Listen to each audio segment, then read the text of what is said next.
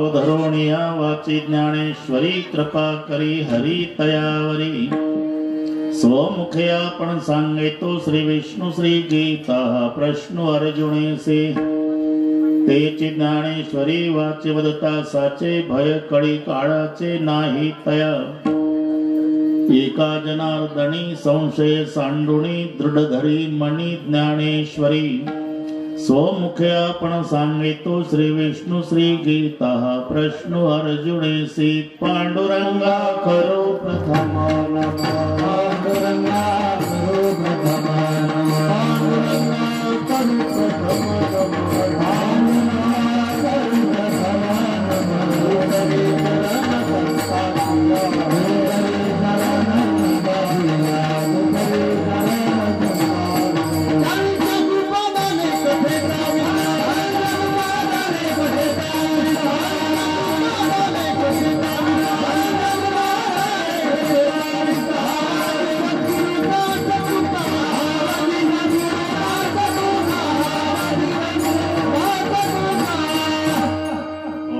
ज्ञानेश्वरा करुणाकरा दयाळा तुमचा अनुग्रहादरो पावन झालो चराचरी मी कळा कुसरे काहीच नेने बोलतो वचने अति भाविका प्रथम नमन करगणना धामा शंकराच्या सुताचरणावरी ठेवणी माथा साष्टांगे आता दंडवत दुसरी वंदुसार जाजे चतुर्णाच्या आत्मजावाक शुद्धी पाविजे सहजातीच्या चरणवजा दंडवत आता वंदुदेव ब्राह्मण ज्यांचे पुण्य पावन प्रसन्न होते श्रोते जनदया माश दंडवत आता वंदु साधु सज्जन नित्य हृदय हरीचे ध्यान विठ्ठल नाम उच्चारत जनतया माश दंडवत आता नमरंग भूमिका कीर्तने उभे होते लोका टाळ मृदंग श्रोते देखा तया माश दंडवत ऐसे नमन करुणी सकळ्या हरिकथा बोली बोबड्या बोला ज्ञानी म्हणून आपुल्या बाळा चालवी सकळ्या नामा म्हणे विठ्ठल विठ्ठल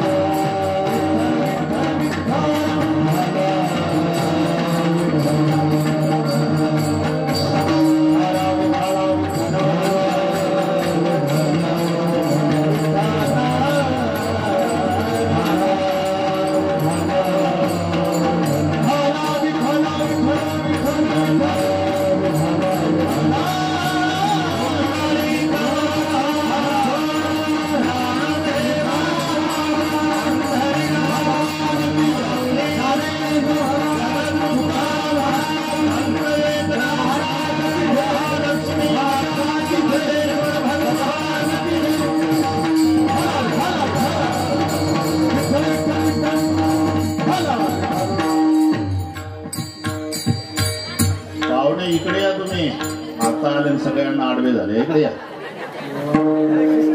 लोक चांगला धरून बसली किती वेळ तुम्ही काय करता पाठी इकडे मी थोडे थोडे मागे सारखं असे असे मागे मागे थोडं थोडं मागे त्या सगळ्या माता भगिनींचा मूड गेला माझं लक्ष आहे मागे मागे अजून मागे व्हा थोडं जेवढं मागे होता येईल तेवढं त्या केवढ्या खुश झाल्या ते रोजचे क्लास घेतो आम्ही त्या पाटलांना फार आडवच केलं होतं बरोबर आहे का ते पहा हात जोडतात ना जमला आता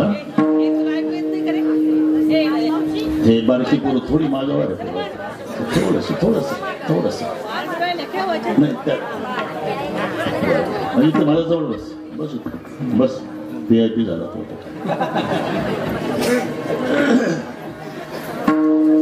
विठ्ठला विठ्ठला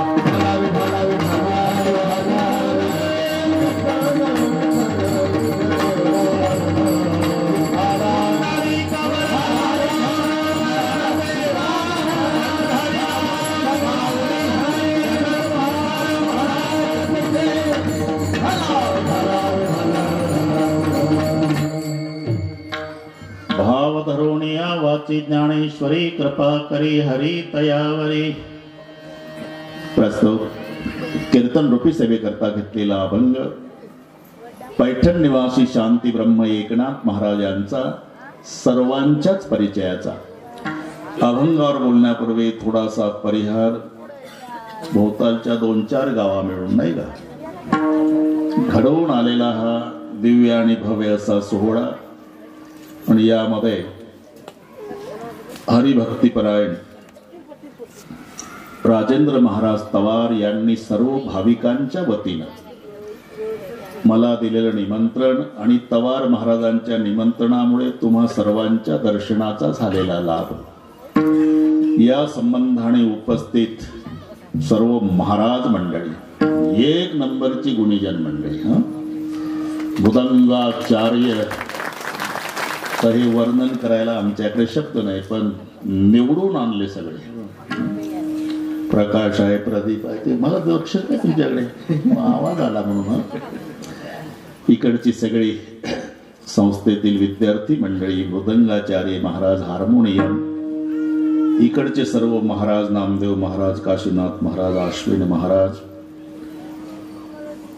करमाडकर महाराज, तुम्हालाही नमस्कार.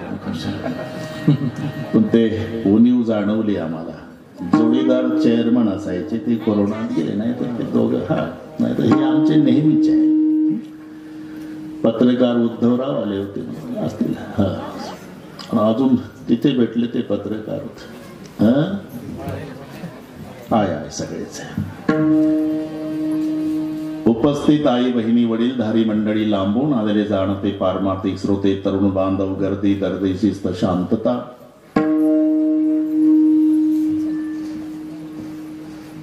शांतता बस.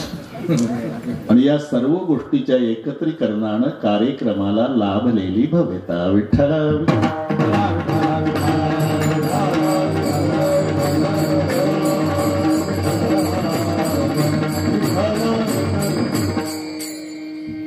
तवार महाराजांनी हा प्रयत्न केला, तसं आमची ओढातानच आहे, पण तिकून पुन्हा विठ्ठल महाराज चंदगटे शास्त्री त्यांनी वेल्डिंग करण्याचा प्रयत्न केला. मी तवार बाबाला म्हटलं थोडे धावपळ आहे, कारण परळी वैजनाथला रामायण चालू आहे. ती 1 ते 4, तिथून निघताना 4:30, तरी बरोबर जन्मभर वेळेची सवय झाल्यामुळे त्याच्यात तडजोड नाही बरं का उद्धवराव, त्या वेळेलाच येतो.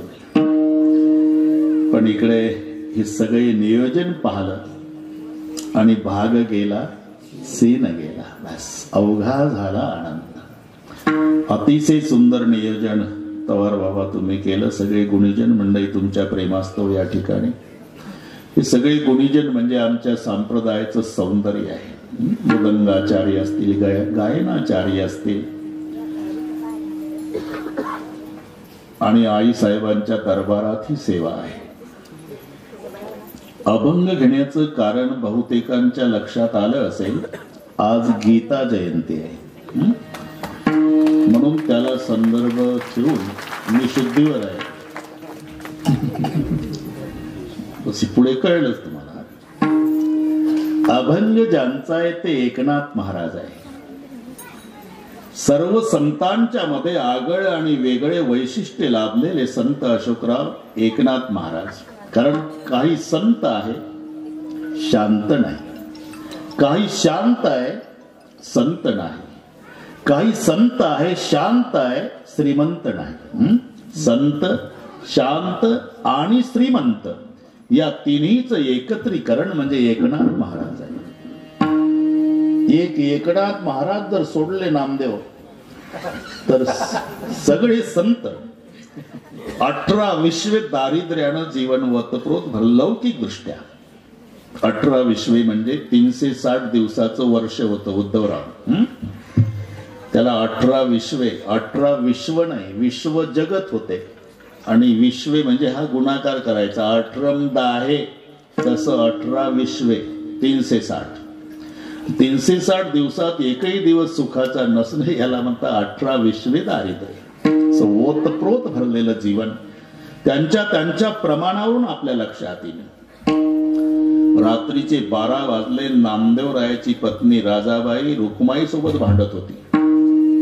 2 प्रहर रात्र पाहुणी एकांत राजाई वृत्तांत सांगे माते अन्न वस्त्र नाही खाया जेवायासी नाचे अहर्निशी निर्लज्जा भला मार्ग तुम्ही मुदुणी सांगा नामयाची राजा बरी नव्हे. 14 माणसे आहे माझ्या घरी, हिंडती दारोदारी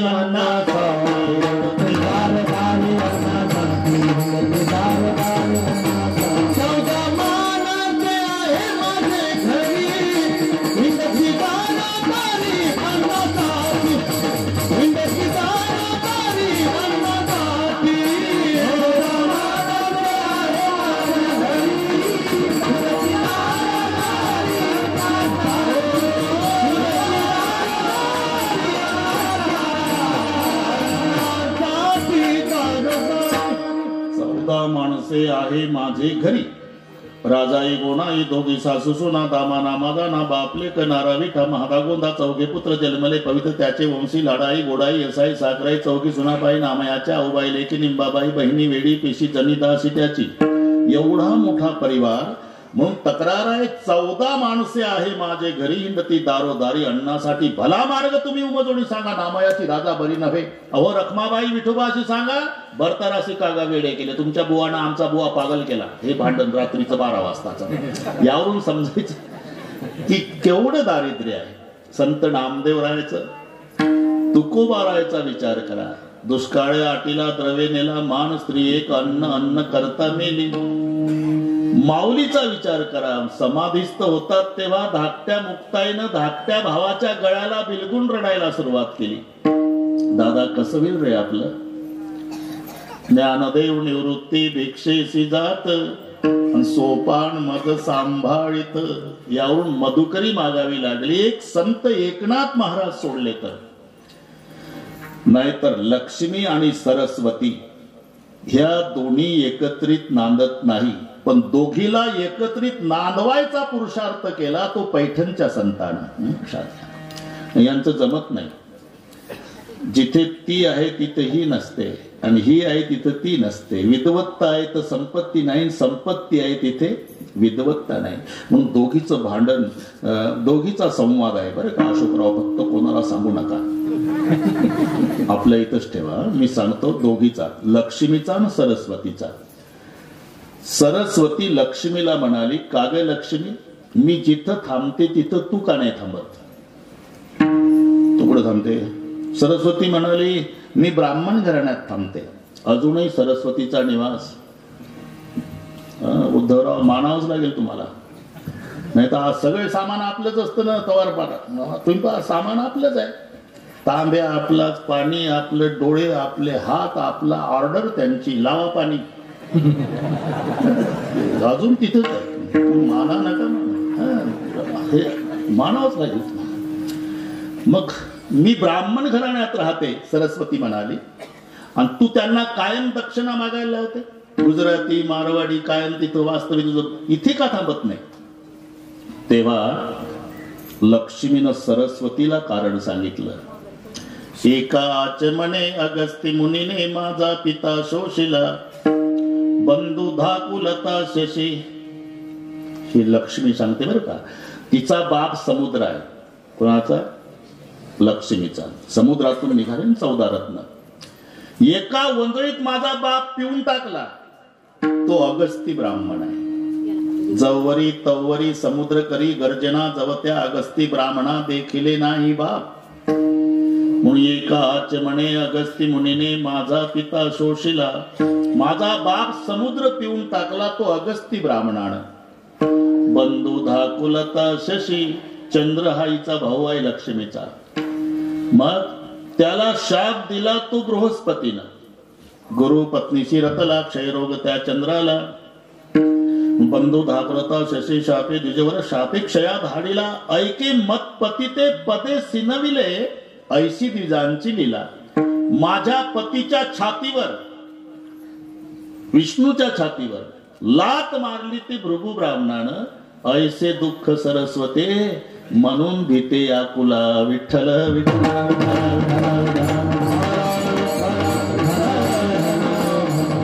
सहसा दोघी एकत्रित, पण दोघीला एकत्रित नांदवायचा पुरुषार्थ करणारे संत एकनाथ महाराज आहे. लक्ष्मी आहे आणि सरस्वती आहे. म्हणून संतही आहे, शांतही आहे आणि श्रीमंतही आहे. सकल संत माझी राजा स्वामी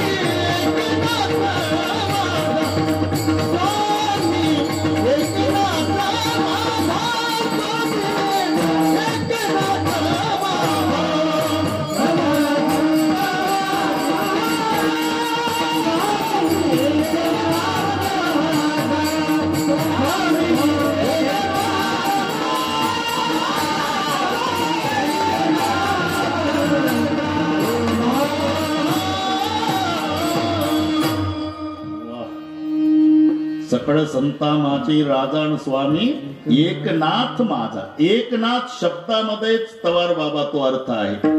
सर्व जगाचा नाथ त्याला जगन्नाथ म्हणतात. पण जगन्नाथाला एकनाथ आहे आणि त्यांचं नाव एकनाथ आहे. गड्यानं मालकाकडे काम करावं हा नियम आहे. जगन्नाथ गडी झाला आणि पैठणचे संत मालक झाले. 36 वर्ष कावडीने पाणी ज्या घरी चक्र पाणी वाहे. पाठ आहे सर्वांना. अनन्य भक्ती भावे वंदिताचे पाय असे संत श्रेष्ठ एकनाथ महाराज. एक लक्षात घ्या, सर्वांनाच पाठ आहे. आहार निद्रा भय मैथुनांच्या पाठ आहे सर्वांना. आहार निद्रा भय मैथुन सर्व योनीशी समसमान. आहार अशोकराव, निद्रा भय आणि मैथुन हे 4 घटक पशुला सुद्धा मानवाला सुद्धा सर्व योनीशी समसमान. पण याच्यात जे 3 आहे त्याची गरजही आहे आवडही आहे. पण एकच आहे उद्धवराव, त्याची गरजही नाही ते आवडतही नाही. आहार निद्रा गरजही आहे आवडही आहे आहाराची. जर जगायचं असेल माणसाला तर जेवण करावं लागतं म्हणजे गरज आहे. आणि प्रत्येकाच्या जेवणाची व्यवस्था परमेश्वरानं केलेली आहे. हा जेवण वेगवेगळे असेल पण जेवण करीत नाही असा जीव जन्मालाही आलेला नाही. बेंडूक म्हणजे चिखलाचा भोगता शिसण रक्ता गोचिड झोंबे कावळ ढोपरा कंकर तितरा राजहंस चारा मुक्ता फळे मालाची पेटे वाहता ती उंटे तयासी तुकाटी भक्षावया सुकराशी विष्टा माने सावकास मिष्टानाची त्यास काय गोडी स्वानासी भोजन दिले पंचामृत तरी त्याचे चित्त हाडावरी. हे का सांगतो? जेवण वेगवेगळे पण जेवण करीत नाही असा जीव जन्मालाही आलेला नाही. म्हणून जेवणाची गरज आहे. पण नुसतं गरज नाही आवड आहे. थोडस मीठ कमी होऊ द्या लाल डोळे करत. काय डोकं आहे का जाग्यावर? म्हणजे आवड गरज आहे आहाराची. निद्रेची गरजही आहे आवडही आहे. शरीर स्वास्थ्य चांगलं राहण्यासाठी किमान 6 तासाच्या जवळजवळ झोप झालीच पाहिजे म्हणजे गरज आहे आणि आवडही आहे. इतकी आवड आहे की पहिल्यांदा आयुष्यात कीर्तनाला आलेलं लक्षात येतं. ते दुसऱ्याच्या आग्रहानं आणलेलं असते चला कीर्तन पाहायला आणि ते खरंच पाहायलाच येतं कीर्तन पाहायला. आणि बुवाचा रामकृष्ण हरी सुरू झाला की त्याचा चेहरा असा उतरतो. काय अवदसा आठवणी इथून बसलो आता काय करावं उठता येत नाही. बरोबर लक्षात येतं हे जन्मात पहिल्यांदा आलं. आणि त्याला खांबाचा आधार भेटला की गाडी घाटाला लागली. घाटाला म्हणजे फायरिंग बदलतं चढाव बघ कसं लागलं घोरायला. निद्रा घे लोडासी टेकून निद्रा घे लोडासी टेकून निद्रा घे लोडासी टेकून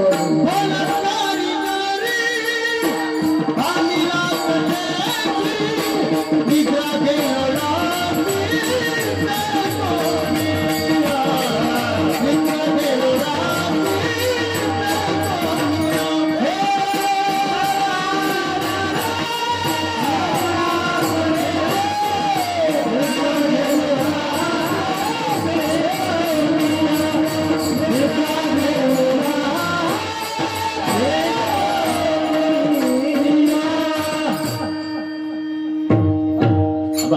बलात्कारे जरी आणला कथेसी आपलं खेळी मिळे.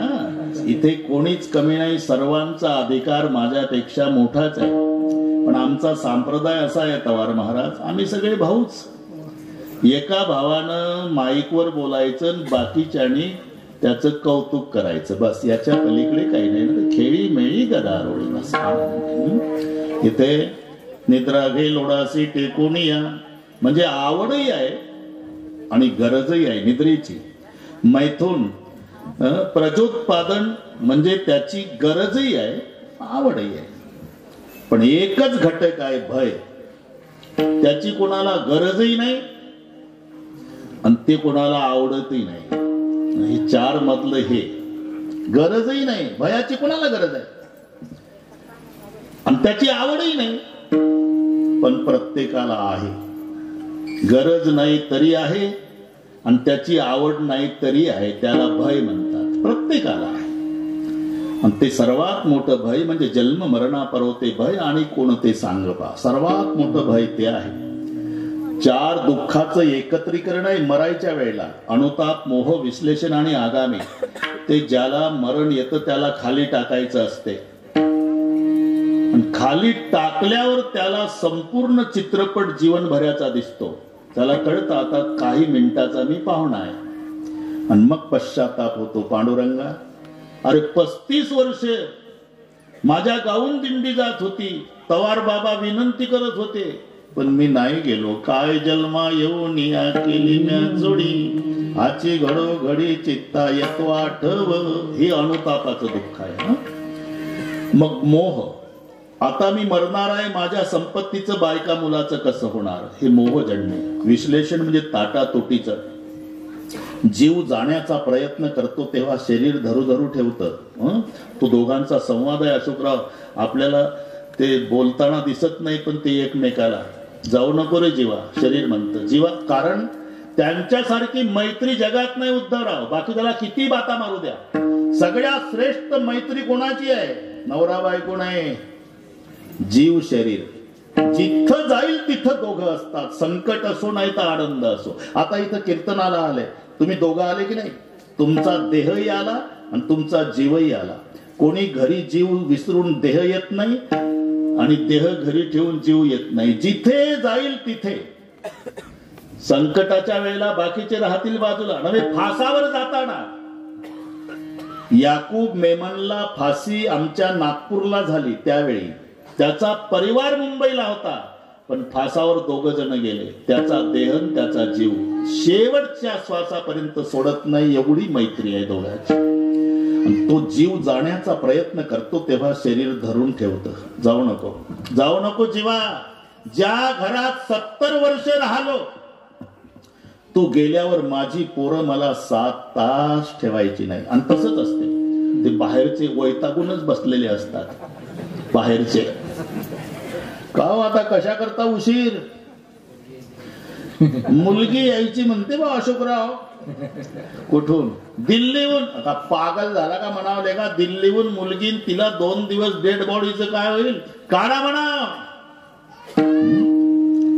काढा काढा म्हणती आची घाला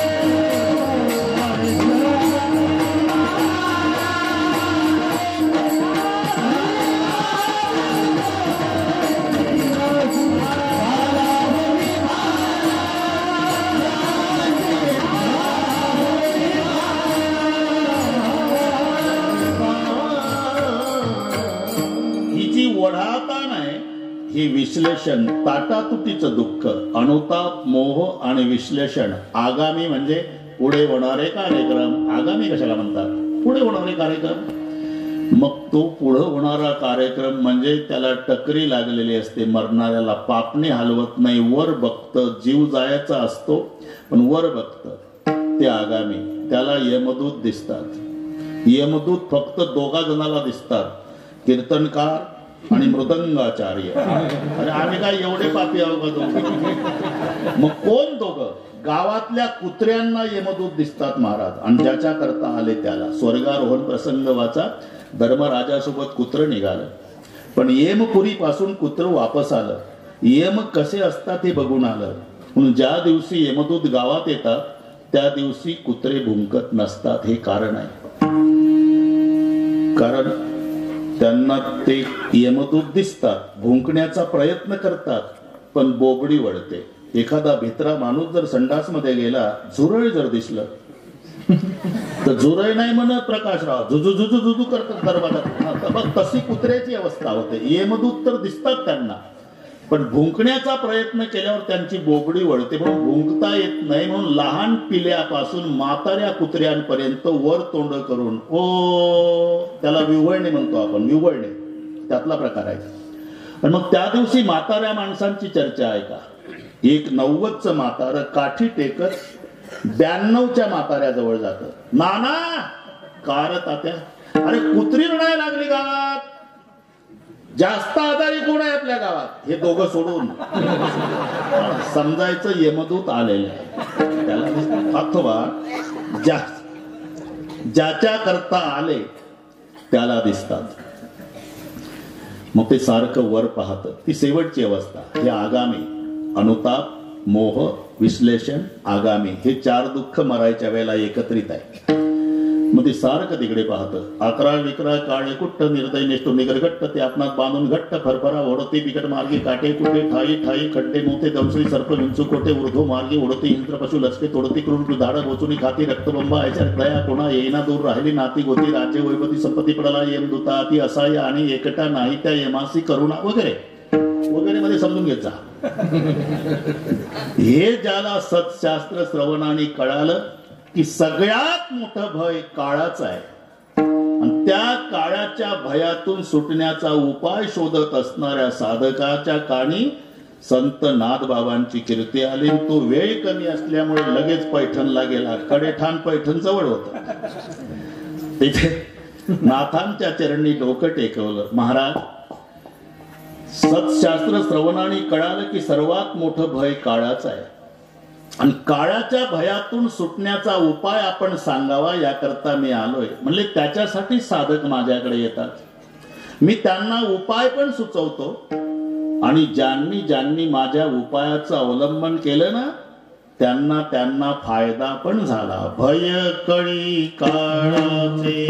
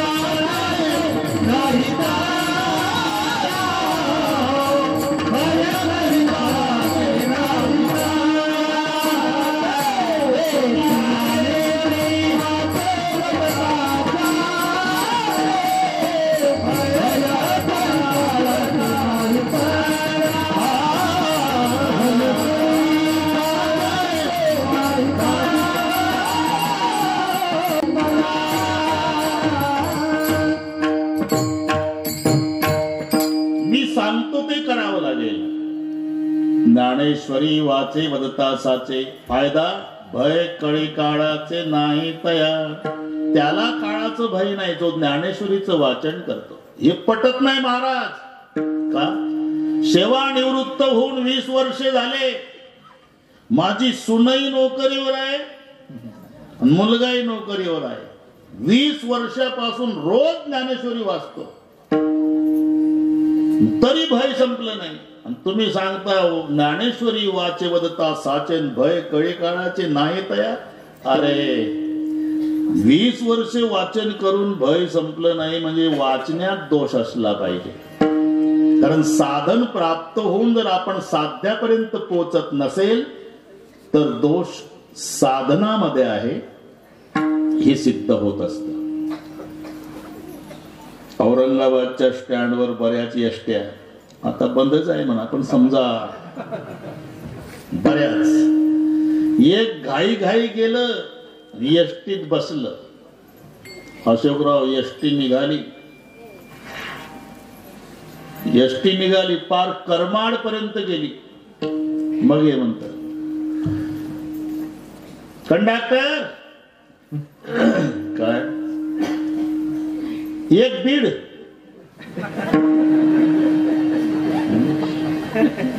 बेल मारली उतर खाली नगदी पैसे घ्या साहेब असं बाकीची उदाहरण येतो का उतर खाली दिलं उतरून जाण्याची इच्छा नाही इच्छा जागा नाही दोनच्या बाकड्यावर एकटा आहे पैसे नाही लाल नोट दाखवतो दोनची अरे का जात नाही चुकीच्या गाडीत बसलं साधन प्राप्त होऊन साध्यापर्यंत जात नसेल तर दोष साधनामध्ये आहे हे सिद्ध होत असतं तसं तू 20 वर्ष ज्ञानेश्वरी वाचतो तरी अजून भय संपलं नाही दोष वाचण्यात असला पाहिजे म्हणजे वाचायची काही पद्धत आहे का महाराज ते नंतर सांगतो आधी तुझी पद्धत सांग माझी होय नातू खेळवायचा कार्यक्रम माझ्याकडे असतो महाराज दिवसभर दोन्ही नातू एकाच पाळण्यात टाकतो एका हाती ज्ञानेश्वरी आणि एका हाती पाळण्याची दोरी ओम नमो जे आद्या वेद प्रदीपाद्या बाळा जो जो रे कुलभूषणा जय जय स्वसं वेद्या आत्मरूपा दशरथ नंदना बाळा जो जो रे अरे म्हणूनच फायदा झाला का एका हाती पाळण्याची दोरी आणि एका हाती ज्ञानेश्वरी वाचून मेला तरी उपयोग नाही मग हे 20 रुपयाचं पुस्तक नाही एका अक्षरात आहे माझा रमाकांत प्रत्येक ओवीतून माझी माऊली साक्षात माझ्यासोबत बोलती असा भाव ठेवून भाव धरणी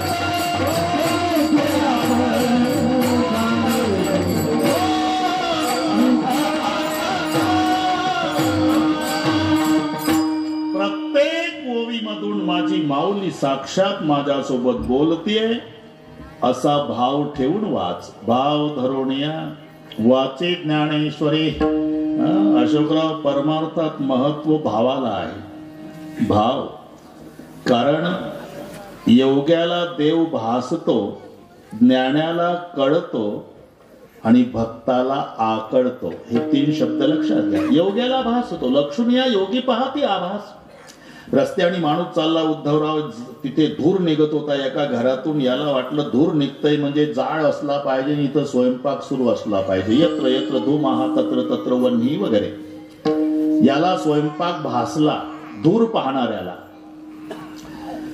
अर्ध्या तासाने एक माणूस आला, म्हणला स्वयंपाक तर आहेच पण बेत काय असावा. म्हणून स्वयंपाक घराची खिडकी उघडी होती, त्यातून डोकावून पाहिलं तर श्रीखंड, बासुंदी, लाडू, गुलाबजाम, बटाटा वडा, कांद्याची भजी, पापड, लोणची, बालुशाही. तुम्हाला आठवण येते म्हणजे याला कळला, दूर पाहणाऱ्याला भासला आणि खिडकीतनं पाहणाऱ्याला कळला. 12 वाजता एक भोजन पासवाला माणूस आला, त्याला गेटमॅनने आत सोडला आणि तो पंक्तीला बसला आणि कुंडली कवर्ता झाल्यावर तुटून पडला. याला आकळला. कळलं ना, दूर पाहणाऱ्याला स्वयंपाक भासला, खिडकीतनं डोकावलं त्याला कळला आणि भोजन पासवाल्याला आकळला. तसा देव योग्याला भासतो, ज्ञानाला कळतो, भक्ताला आकळतो. का? त्याच्याजवळ भावरूपी भोजन पास आहे. भाव बळ्या कळे बिना भाव बळ्या कळे बिना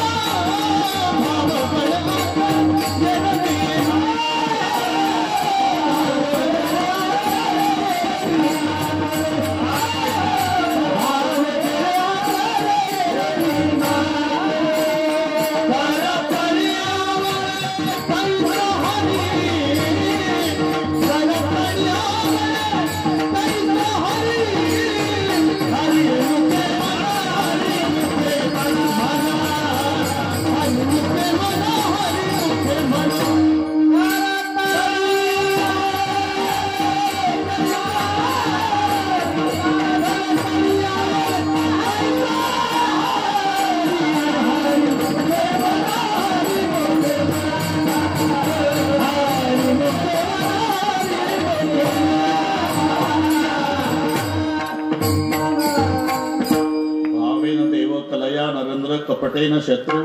हे सगळे सूत्र पाठ आहे तुम्हाला. म्हणून देवा कारणे भाव तस्मात ते आविनलगे फारसे वित्त झाले एकचित्त तरी बहुत एवढ्यासाठी नका करू वाता हातगा वगैरे. भाव परमार्थामध्ये महत्व आहे ते भावाला. निसर्गतः पाण्यात बुडणारा दगड आहे, पण त्याच्यावर भाव ठेवला तर तोही तारून नेईल असं प्रमाण आहे. भाव धरी तरी तारील पाशा, भाव धरी तरी. महत्व भावाला आहे. ते एक मेंढ्या वळणारा होता बरं का अशोकराव, तिकडची गोष्ट सांगतो बा. त्यानं ऐकलं की जीवनामध्ये गुरु केल्याशिवाय तरणोपाय नाही. सुनले चतुर सुजान निगुरे नाही रहेना. त्यानं ऐकलं, बस एवढं सांग. तुम्हाला गोड वाटतं पण मी थोडक्यात लावतो. निगुरे नाही रहेना. आणि मग पलीकडच्या गावाला गुरु महाराज आले आणि ते शिष्याला माळी घालतात, हेही कळलं त्याला. पण एकनाथ महाराजांच्या भाषेत ते त्याच शिष्यांना माळी घालायचे. जयापासून होय अर्थ प्राप्ती, अंते समर्थ शिष्य आवडती. दीन शिष्या ते उपेक्षिती, दांभिक स्थिती गुरुत्वा. देखुणी धनवंत थोरू, त्यासे उपदेशी अत्यादरू. नेमुनी गुरु पूजा करभारू, सांगे मंत्र तो दांभिक. म्हणून त्यांच्या भोवताल ते परदेशातले शिष्य असायचे, तांबड्या कलरचे. मक्याच्या कणसाला केस असतात तसे डोक्याचे केस. हा ना, 5-25. आणि हे आडदांड गेलं मेंढ्यावालं. त्याला कोणीतरी सांगितलं का गुरु साठी दक्षिणा न्यावी लागते रे. म्हणून जाताना शेतातून गेलं 2 वांगे कोशिंबीरची पेंडी. उजव्या खांद्यावर घोंगड, मेंढ्या वळणारा गडी, काठी काना एवढी उंच, तांबड पागोट, 12 बंदी, गुडघ्याच्या वर धोत, कोल्हापुरी जोडा, कोल्हापुरी मिशा, सफरचंद सारखे गाल, 112 किलो वजन, 58 इंच छाती. लक्षात आणा. तिथं गेल्यावर ते सगळे तांबडे आणि ते गुरुजी याच्याकडे बघायला लागले. आयुष्यात पहिला शिष्य असा. बरं हे नमस्कार नाही, शांतता ठेवा. काय तिकडे कारण हे तुमच्याकडे पाहतात, मग इकडे सगळे विचलित होते. इतकं असते. 50,000 असले लोक तरी असंच असते. आता मी बसलो असं, उद्धवरावला कल्पना आहे कुठे, म्हणून ते असं जरी झालं ते माझे 2 गुण गेले 100 पैकी. असं एकदा नातं जुळलं का श्रोत्याचं आणि वक्त्याचं, 10:30ला जय विठ्ठल, तोपर्यंत काही करू नका. विठ्ठल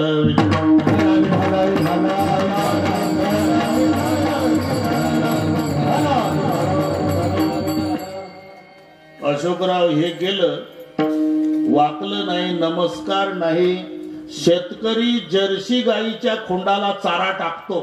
खिलाऱ्या बैलाची जरी आदर ठेवून चारा असतो, पण जर्सीच बस हे यांना अनुभव आहे. चारा टाकतो तसं उभ्यानं आपटले वांगेन कोशिंबीरची पेंडी गुरु पुढं. बर कमी जास्त बोलावं तर काठी आहे. सगळेच बघत होते त्याच्याकडे. का रे बाबा, काय तुला गुरु करायचा आहे? हे बांधाच्या काठच आऊत होतं याचं. दिवसभर मेंढ्या वळणार, आदर नाही, काही नाही. ठीक आहे बाबा रे, झाला तू माझा शिष्य. झालं का? हा मंत्र त्यानं. अरे दक्षिणा काय आणली? आंधळा झाला का? दिसत नाही का तुला? गुरुला म्हणते ती, हे वांगेन कोशिंबीर. जा बाबा, तोच मंत्र आहे. हा मंत्र आहे का? हा, याचा फायदा सांग ना. श्रद्धेनं जप कर बाबा, भवसागर तरशील. जा, कटवायचा होता. यानं चेष्टा केली गुरुनं, आणि मेंढ्यावाल्यानं श्रद्धा ठेवली. घरी आला ना उद्धवराव, आंघोळ झाली की 2 बैंगन 1 कोथमीर की जुडी. तुळशीला पाणी घालताना 2 बैंगन 1 कोथमीर की जुडी. देवघर मेंढ्या वळताना 2 बैंगन 1 कोथमीर जुडी. संध्याकाळी वापस आला म्हणजे मांडी घालून बसा, हरिपाठ केल्यासारखं 2 बैंगन 1 कोथमीर जुडी. जेवायच्या आधी 2 बैंगन 1 कोथमीर जुडी. रात्री झोपायच्या आधी 2 बैंगन 1 कोथमीर जुडी. सकाळी उठलं की 2 बैंगन 1 कोथमीर जुडी. 1 वर्ष श्रद्धेनं मंत्र जपला मेंढ्यावाल्यानं. आणि दुसऱ्या वर्षी गुरु महाराज पलीकडच्या गावाला आल्याचं त्याला कळालं. आणि मग घोंगड खांद्यावर काठी, काना इतकी उंच तांबड पागोटन, ते गुडघ्याच्या वर धोत्र, 12 बंदीन, तो गडी निघाला. तर बायको म्हणले, कुठं चाललाय तुम्ही? गुरु आलात माझं. कुठं? पलकड. हे तिकडच मेंढ्यावाला, पलकड. मग तुम्हाला वाटतं का दरवर्षी गुरुच्या दर्शनाला जावं? आमची नाही काही इच्छा होत. हे बघा, सगळी तयारी करते मी. ते सारवून ठेवते, रांगोळ्या घालते, गादी टाकून ठेवते. थॉम्सनची द्राक्षी, केळी वसईची, नागपूरची संत्री, हापूसचे आंबे, ग्लुकोजचं बिस्किट, काय लागेल ते तुमच्या गुरुला सगळे आणून ठेवते. फक्त विनंती आहे, गुरुला घरी आणा. ठीक आहे म्हणला. हा गेला. तवार महाराज नदी दुथडी भरून वाहत होती, आणि गुरु पलीकडच्या गावात. याला पोहायला येत नाही, जायचं कसं? पण एकदम लक्षात आलं, अरे माझं गुरु म्हणालं 2 बैंगन 1 कोथमीर की जुडी, श्रद्धेनं जप कर या मंत्राचा, भवसागर तरशील म्हणाले गुरु. नदी काय अवघड आहे, 2000 फुटाची म्हणला. आणि खरंच घोंगड टाकलं नदीच्या काठाला, आणि मांडी घालून बसलं घोंगडीवालं. डोळे मिटले, गुरुचं ध्यान केलं, आणि मंत्र जपला. 2 बैंगन 1 कोथमीर की जुडी, चल घोंगडी पैल थडी. गेलं पलीकडे, पाहता काय माझ्याकडे? गेलं पलीकडे. अशोकराव घोंगड्यावर बसून, घोंगड झटकलं, खांद्यावर टाकलं, आणि गुरुकडे आलं. ते तांबडे गेल्या सालचे होतेच. गुरुनं बरोबर ओळखलं, केल्या झालचं वांग्यावालं. लक्षात राहण्यासारखी दक्षिणा होती राव. नमस्कार केला. का रे बाबा, तू पलीकडच्या गावाचा? हो गुरुदेवा. रात्री मुक्कामी या गावात होता का? नाही हो. मग घरून आलो. आता घरून आला? पुलाची सोय नाही, नावेची सोय नाही, आणि पोहून आला म्हणावं तर तुझे कपडे भिजले नाही. चेष्टा करता का गुरु? तू काय म्हणला गेला खाली? अरे ते त्याच्या भाषेत बोलावं लागतं.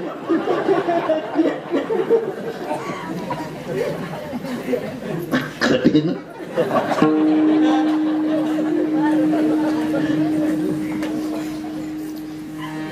मंत्राचा जप कर, भाऊ सागर तरशील. नदी काय अवघड आहे, 2000 फुटाची. पलीकडे घोंगड्यावर बसलो, तुझं ध्यान केलं, मंत्र जपला ना, इकडे आलो. मग तर कॅमेऱ्याकडे तोंड करतात तसे गुरु मेंढ्यावाल्याकडे पाहू लागला. घोंगड्यावर बसून पुरावून अलीकडे नुसता नाही आलो, तुझी तयारी झाली, मग आदरला गुरु. समजून घेत जा मराठी. हा, माझी तयारी म्हणजे घरी,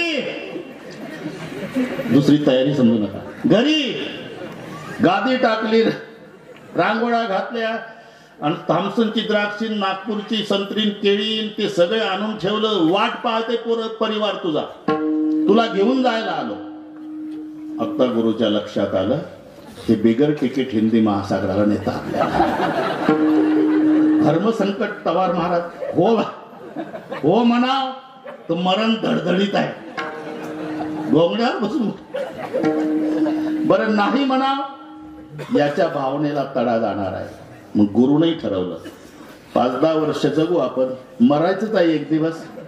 गुरुनं ठरवलं मेलो तरी चालेल, पण या भोळ्या बाबड्याच्या भावनेला मी आज तडा जाऊ देणार नाही. चल बाबा चल पुढे. घोंगड्यावाला पुढं, आणि जगात शिष्य आहे तो विद्वान गुरु मागे, आणि त्याच्या मागे हे तांबडे.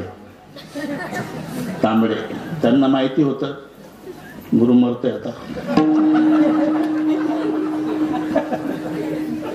नामदेव बाबा नदी दुथडी भरून वाहत होती. यानं लांब घोंगडा अंथरलं. डबल सीट जायचं ना. त्या परदेशातल्या तांबड्यानं पूरभाल. उद्धवराव एकमेकाला इंग्रजीत सांगू लागले, शेवटचं दर्शन घ्यायचं. गुरुजी डोळे भरून आले. तांबड्यांना नमस्कार केला गुरुने. सोडवायला आलतो. आम्ही जातो. कठीण झाला, इतका नापास नाही झालो मी कधी. बाहेर तवार बोवान जादू केली काय माहिती.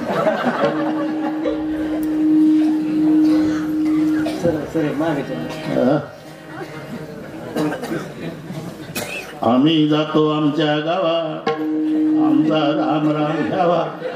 तांबडी रडत होते, ही रडत. आजवर होतो तुमच्या गावी, आता कृपा असू द्या. आता नाही येणे जाणे, सहज कुंटले बोलणे. मेंढ्यावाला मला झालं नाही का बोलू. चाले बस बस. बसवला माग, हा ना माग बसला. सकाळ गुरु लट लट कापत होता. आणि मेंढ्यावाला म्हणला, हा प्रवचनात कसा बाता मारतो, भाऊ सागर तरा, भाऊ सागर तरा, असा कसा लट कापा.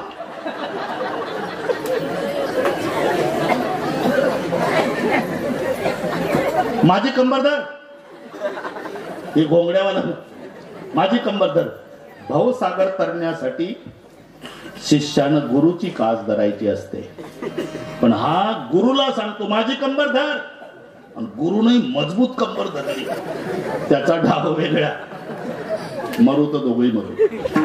डेड बॉड्या दोघांच्या येऊ दे पंचनामे. मारली मिठी तरी गुरु घाबरला. तुला पाण्याची भीती वाटते गुरु, मग काय करू आता. डोळे लावतो म्हणला. आता नाही उघडायचे, बंद केले. आणि शिष्यानं मंत्र जपला. 2 बैंगणे कोथमीर की जोडी, चल घोंगडी पैल खडी. गुरुन शिष्य घोंगड्यावर बसून नदीच्या पुरावून पलीकडे गेले. झालं काय, वर्षभरापासून टिंगल टवाळी करणारे परदेशातले तांबडे घोंगड्यावाल्याचा जय जयकार करून नाचू लागले नदीच्या काठावर. आणि इकडे त्या शिष्यानं घोंगडं झटकलं महाराज. खांद्यावर टाकलं. त्याला काही कळायच्या जगात ज्याचे शिष्य आहे त्या विद्वान गुरुनं साष्टांग दंडवत घातला मेंढ्यावाल्याला. जे पायाला मिठी मारून रडायला लागला, नयन नक्के जल से पगद होय. आपल्या शिष्याचे पाय अश्रून धुवून काढले गुरुनं, इतका रडला. गुरुदेवा, कोण्या नरकाला जाऊ मी? गुरु आहेत माझं, तुम्ही माझ्या पाया पडता? वांगेन कोशिंबीर मंत्र आहे गरे. अरे गेल्या साली तुझी टिंगल केली रे राजा, पण तू दाखवून दिलं श्रद्धेत काय ताकद आहे. अरे तू तरला यात नवल नाही, जग जाहीर तुझा गुरु तारला. का सांग, ही पुस्तक नाही, पुस्तक नाही, 15 रुपयाचं. साक्षात ज्ञानोबाराय माझ्यासोबत बोलतात प्रत्येक ओबीतून. असा भाव ठेवून वाच बाबा. भाव धरून या वाची ज्ञानेश्वरी. त्याचा फायदा काय? कृपा करी हरी तयावरी. कृपा हा शब्द सर्वांच्या परिचयाचा आहे, पण कृपा करणाऱ्यापेक्षाही श्रेष्ठ आहे. कृपेत काय ताकद आहे याची कल्पना कृपा करणाऱ्याला नाही, हे लक्षात ठेवा. ज्याचा त्याचा विषय आहे तो. उद्धवराव, भक्ति में क्या मस्ती है, बातें संतन को पूछो. और शक्ति में क्या मस्ती है, बातें पहलवान को पूछो. त्याचा त्याचा विषय आहे. नाही तर पाव बटर खाऊन वजन कमी केलेलं आणि पेपर वाचून बाता मारतं गावात. लय ताकद कोणात? दिल्लीच्या सतपाल पहलवान मध्ये. तू लावला का रे हाताला हात सतपालच्या? अरे सतपाल पहलवानात खूप ताकद. हे कोल्हापूरच्या युवराज पाटलाच्या मुखात शब्द शोभत होते. त्याची झालती एकदा कुस्ती. तू तर बटर खाऊन पेपर वाचून म्हणतो लय ताकद. शक्ति में क्या मस्ती, बातें पहलवान को पूछो. और भक्ति में क्या मस्ती है, बातें संतन को पूछो. तसं कृपेची ताकद, ज्याच्यावर कृपा झाली त्याला विचारा, हे लक्षात घ्या. बाळाचं मुख पाहण्याचा आनंद बाळाला नाही कळत, बाळाच्या आईला विचारा. ह्या खेड्यातल्या माझ्या मावल्या दिवसभर कबाड कष्ट करतात, हातावरचं पोट, मोल मजुरी, झोपडपट्टीत राहणारी. आणि लेकरू 3 वर्षाचं घरी, गवताचा भारा डोक्यावर, कारण भागलं पाहिजे म्हणून त्याचेही पैसे भेटतात. आल्याबरोबर दिवसभराची उपवासी घामानं भिजलेली भारा टाकला खाली की तिचा झोपड्यातून 3 वर्षाचा बाळू पळत येतो, मम्मी मम्मी मम्मी. आणि एकदा लेकराला घेते दिवसभराची कष्ट केलेली माय. अमंगळपणे कंटाळ्यानं करी, उचलूनी करी कंठी लावी. अन्नाचा कण पोटात नाही, पण लेकराच्या 2 पप्प्या घेतल्या की अख्ख्या दिवसाचं दुःख माय विसरते. बाळाचं मुख पाहण्याचा आनंद बाळाला नाही, बाळाच्या आईला विचारा. लक्षात घ्या. ते नंद जब कन्हैया लाल जी नंद बाबा के आंगन में नंगे पांव घूमते तो जसोदा मुड़ मुड़ कर देखती, कभी छाछ गिरा देती, मटका फोड़ डालती, दधी गिरा देती. तो कन्हैया गुस्से में आकर के बोलता, माँ भाई तेरा तो बेटा कहीं भागने वाला नहीं, एक बार पूरा काम कर लो. क्यों देखती मेरी तरफ, क्या मिलता है मेरा मुंह देखने में? तो भी जसोदा मानती नहीं, दोबारा देखती. अरे कमाल कर रही हो माँ, उधर मटका फोड़ रही, दधी गिरा रही, छाछ गिरा रही, बार बार मेरी तरफ देख रही. मैं तो दाऊ के साथ खेल रहा हूं ना यार. तो भी नहीं मानती. अरे कमाल करो माँ, एक बार पूरा काम कर लो ना, क्या मिलता है मेरा मुंह देखने में?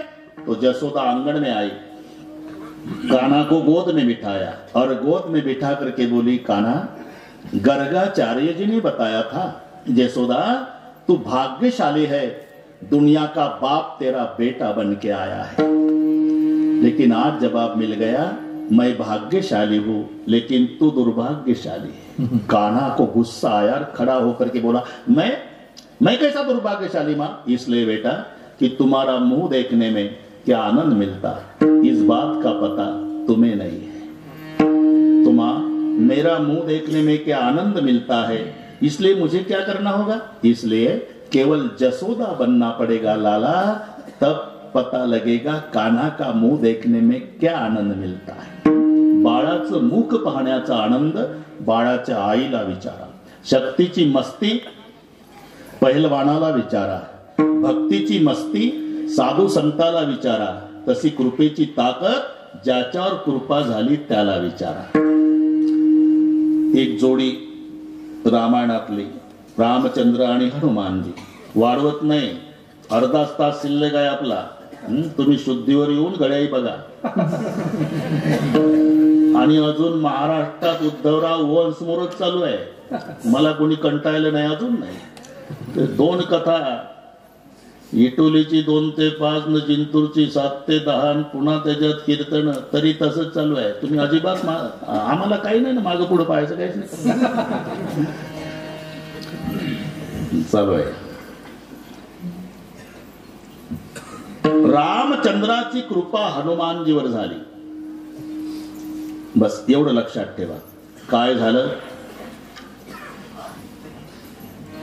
ज्यानं कृपा केली तो राम पुलावून गेला, आणि ज्याच्यावर कृपा झाली तो मारोतराव एका उडीत गेला. हे तर डोकं चालू. जय श्रीराम. जिमिया मोगर रघुपती करबाना यही भाती बिरचल हनुमाना. हे तुलसीजी लिहितात, जिमिया मोगर रघुपती करबाना म्हणजे धनुष्यापासून रामाचा बाण सुटावा असे सरळ रेषेत हनुमानजी कृपा करणाऱ्या रामाला पुलावून जावं लागलं, आणि ज्याच्यावर कृपा झाली तो हनुमान एका ओढीत लंकेत जातो. छाया तू बडी घणी तुझेस बड नकोय. जगामध्ये सर्वात श्रेष्ठ कृपा आहे, आणि ती कृपा प्राप्त होण्यासाठी एवढं कर भाऊ. भाव धरून या वाची ज्ञानेश्वरी, आणि कृपा करी हरी दयावरी. महाराज 9:55 झाले. आम्ही आलो कशासाठी? 8:30ला. काळाच्या भयातून सुटण्याचा उपाय सांगा. तर तुम्ही म्हणता ज्ञानेश्वरीचं वाचन करा, तिथं एक फायदा. आणि पहिल्या चरणात म्हणता भाव धरुणी वाची ज्ञानेश्वरी, आणि कृपा करी हरी तयावरी. तिथं भय कळी कळायचे नाही तया, आणि इथं कृपा करी हरी तयावरी. अरे भाऊ, हरीच्या कृपेचा काळाचं भय नसण्याचा संबंध आहे. म्हणून सांगतो तू दम काढ. तू घाईच खूप करतो, दम काढ ना थोडा. काय संबंध आहे? अरे फार मोठा संबंध आहे. ते वारकरी चालला होता, पाटलाच्या वाड्या पोडून. नामदेव कमरे एवढं कुत्र होतं, पाटलाचं धावलं, वारकऱ्या गळ्यात टाकले पाय. वारकरी पताकवाला घाबरून गेला, खाली वाकला दगड घेणार. तर लोक म्हणले, वारकरी दादा दगड मारला का? कुत्र्यानं नरड फोडलंच. अरे मग काय करू? ज्याचा आहे त्याला हाक मारा. कोणाचा आहे? आमच्या गावच्या कृष्णा पाटलाचं. पाटील आहे का घरी? बाकीचं घेलं का? हाक मारा. घाबरून गेला, गळ्यात पाळ कुत्र्याचे. आता वारकरी घाबरून म्हणा, कृष्णा पाटील तुमचं कुत्र बघा, नरड फोडल गरीबाचं. पाटील वाड्यात कांदा पोहे खात होते, पण पाटलाच्या कानी शब्द गेल्यावर पाटलानं आतूनच आवाज दिला, मोत्या मोत्या येऊ. बस मालकाच्या एका आवाजानं वारकरी सोडला कुत्र्यानं, आणि पळतच गेलं वाड्यात. 5च मिनिटात पाटील बाहेर आले. पाहिलं तर गुडघ्याच्या अर्ध बाराबंदी, तांबड पापड, 2 तुळशीच्या माळा, गोपी चंदन. वारकरी महिन्याचा पाया पडला. पाटील, वारकरी दादा तुमच्यावर धावलं होतोय कुत्र. या या वाड्यात या, वाड्यात या, वाड्यात या. अशोकराव वरच्या छपरात वारकऱ्याला घोंगड टाकलं. पाटील वारकऱ्याचे चाहते होते. कुत्र अंगणात खाली बसलेलं. वारकऱ्याच्या पायावर डोकं ठेवून दर्शन घेतलं पाटलानं. कुत्र्यानं बघितलं, बापरे,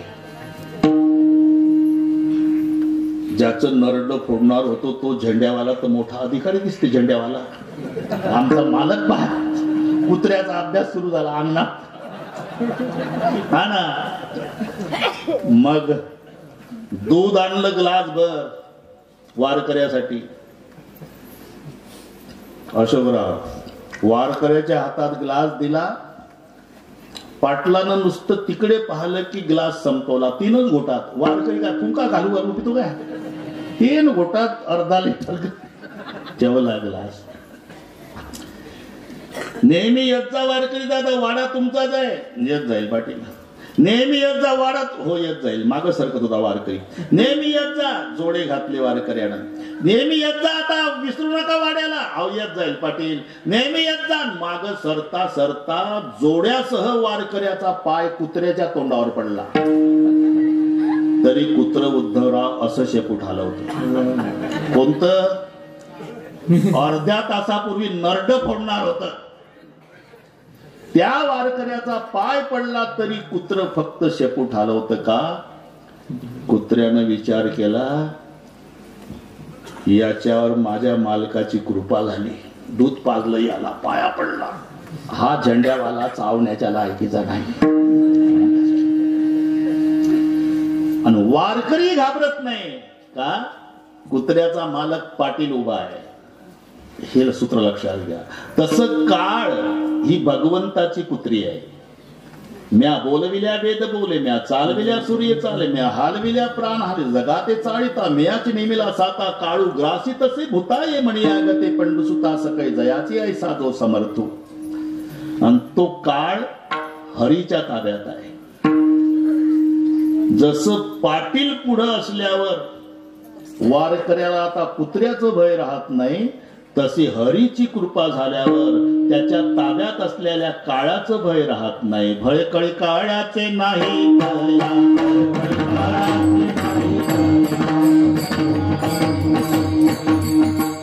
बस ते आम्ही कसाही प्रवेश करो कीर्तनकाराला अभंगात प्रवेश करण्याचं स्वातंत्र्य असतं उद्धवराव. आणि मी आयुष्यात 42 वर्षे झाले पण आता एकनाथ महाराज प्रस्तुत कीर्तना करता घेतलेल्या अभंगाच्या प्रथम चरणात सांगतात असं कधीच म्हटलं नाही आयुष्यात नाही. ते यांनी ओळखायचं बुवाचा कुठं चाललाय प्रवास. आपण शिरलो ते तिसऱ्या चरणाच्या उत्तरार्धात. भय काळाचं आहे ना तुला मग काळाचे भय राहत नाही. त्याकरता ज्ञानेश्वरी वाचतो महाराज. अरे वाचण्यात दोष आहे. श्रद्धा ठेवून वाच. मग पहिल्यात गेलो भाव धरून वाची ज्ञानेश्वरी. याचा फायदा काय? कृपा करे हरी तयावरी. मग हरीच्या कृपेचा आणि काळाचं भय नसण्याचा काय संबंध आहे? म्हणून पहिल्याचं उत्तरार्ध तिसऱ्याचं उत्तरार्ध वेल्डिंग केलं. हरीची कृपा झाल्यावर काळाचं भय राहत नाही. भय कळी काळाचे नाही तया. आता मधलं जेवढं मटेरियल राहिलं ते गीता जयंतीसाठी राखीव असल्यामुळे विठोबा रखमाई नंतर आलं लक्षात सगळे. भाग जमला. आता बरोबर करतो मी काळजी करू नका. आता चाल नंतर घेऊ. सर्वांनी हात वर करा. अजून अर्धा तास आहे आपला. शूटिंग वाले इथे पत्रकार मोठे मोठे आलेले आहे. एकदा कडे ठाणचं उद्या येऊ द्या पेपरला. महालक्ष्मीच्या दरबारात तवार महाराजांच्या मार्गदर्शनाखाली सर्व भोवतालच्या गावातील परिसरातील लोकांच्या सहकार्यानं घडवून आलेला अखंड नाम सप्ताह. त्यामध्ये भजन करणारा जनसागर. आता टाळ्या वाजवताना भाषणाच्या नाही ठोकायच्या एवढं लक्षात ठेवा. फक्त भजनाच्या एका तालात विठोबा रखुबा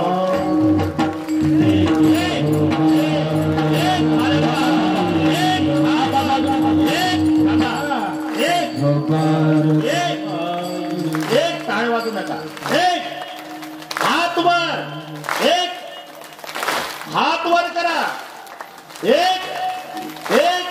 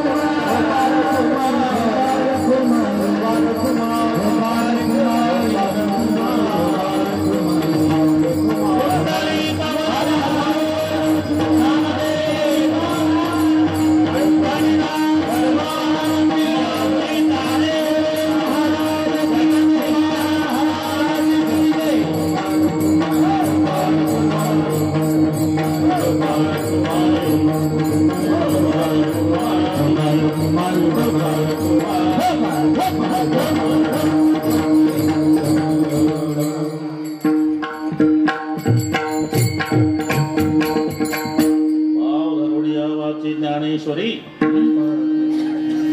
कृपा करे हरी तयावरी. आता 1.5 तास झाला महाराज ज्ञानेश्वरी ज्ञानेश्वरी. ज्ञानेश्वरीलाच काय एवढं प्राधान्य? अरे हा ज्या ग्रंथावर आधारित ग्रंथ आहे तो ग्रंथ मुळात असामान्य आहे. वेदापेक्षाही महत्व दिलं. याचं कारण आहे वेदाचा जन्म श्वासातून झाला. जयाचे निश्वासी जन्मलेगा वेद रासी. श्वासातून जन्म वेदाचा आहे. पण त्याच्यापेक्षा श्रेष्ठ गीता का? तिचा जन्म मुखातून आहे.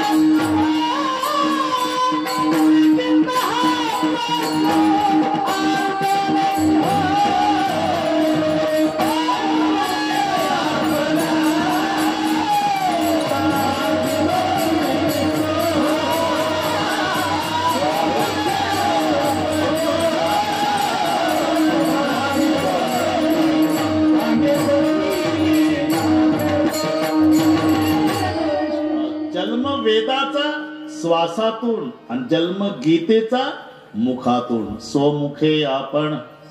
आणि तो आज झाला मार्गशीर्ष महिना शुद्ध पक्ष पंचमी तिथी. आपलं एकादशी तिथी. म्हणून आजच्या एकादशीला गीता जयंती म्हणतात. गीतेचा जन्म आज आहे. वेदात आहे ते संपूर्ण सार. अनंत वै वेदा. व्यासांचं नाव व्यास नाही, कृष्ण द्वैपाय नाही.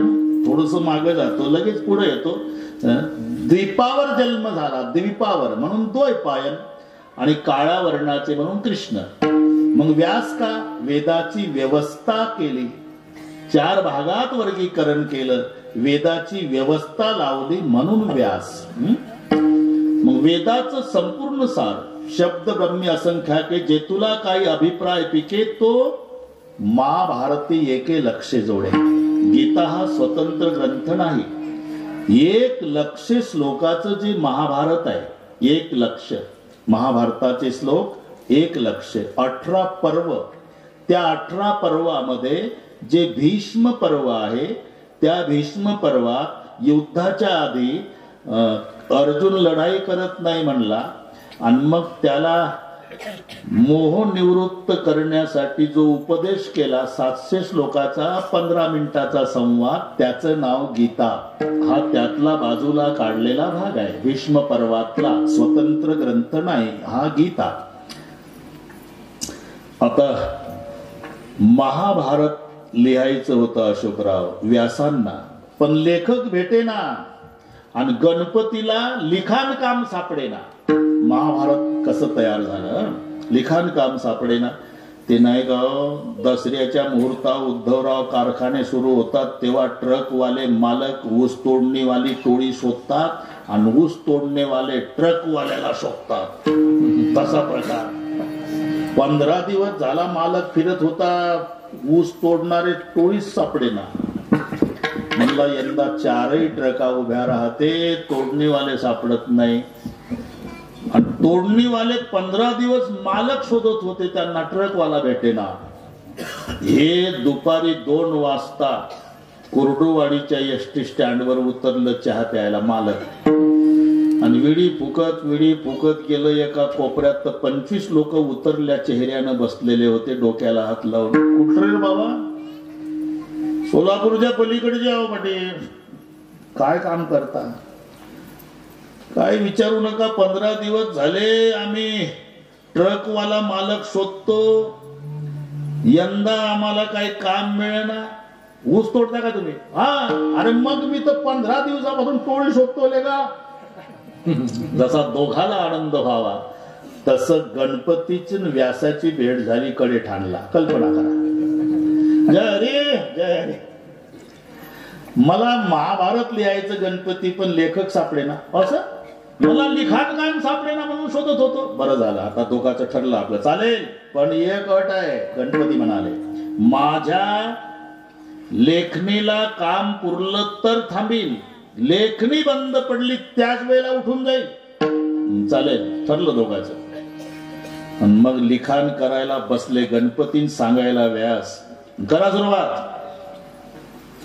नारायणं नमस्कृत्य नरं चैव नरोत्तमं देवीं सरस्वतीं चैव ततो जय मुदीरयेत्. पहिला श्लोक महाभारताचा. गणपती म्हणाले, हा श्लोक लिहून 1 मिनिट झाला. अशा अडचणी असेल तर नमस्कार, मी 10:30 जातो. थांबा तो. कारण अशोकराव, व्यासांच्या मनात श्लोक आला तेव्हा लिहून टाकायचे गणपती. आता अशा लेखकाला कसं पुरवायचं? मग सांगितले, बा गणपती बाप्पा तुम्ही एक काम करा ना. काय? अर्थासह लिहा. अर्थासह चालेल. आणि अर्थासह लिहायला सुरुवात तरी व्यासाला घामाघूम करून टाकलं. आता काय करावं? असा लेखक उठून गेला तर आपल्याला पुन्हा लेखक भेटत नाही. आणि म्हणून व्यासाने एक युक्ती केली. कूट श्लोक मध्ये मध्ये सांगायला सुरुवात केली. कूट असे एकंदर 8800 श्लोक कूट आहे. अष्टश्लोक सहस्राणि अष्टश्लोक शतानि च अहम वेद्मि शुको वेत्ति संजय जानाति वा नवा इति व्यास उवाच. संपूर्ण महाभारतामध्ये 8800 श्लोक कूट आहे. 8800. कूट म्हणजे मजा सांगतो. तवार मारा ते जाऊ द्या, नियोजन काही करायची गरज नाही. जाऊ द्या, माझ्याकडे लक्ष द्या तुम्ही.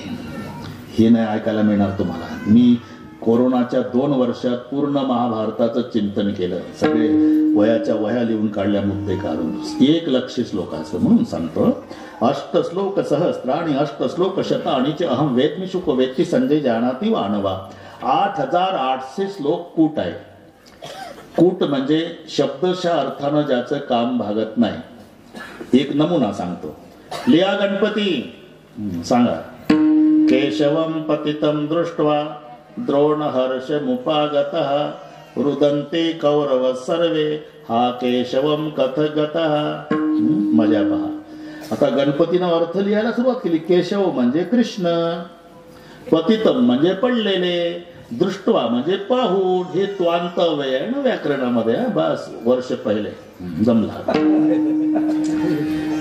द्रोण म्हणजे द्रोणाचार्य. हर्षमुपागता हर्षभरीत झाले. अर्थ लावला गणपतीनं.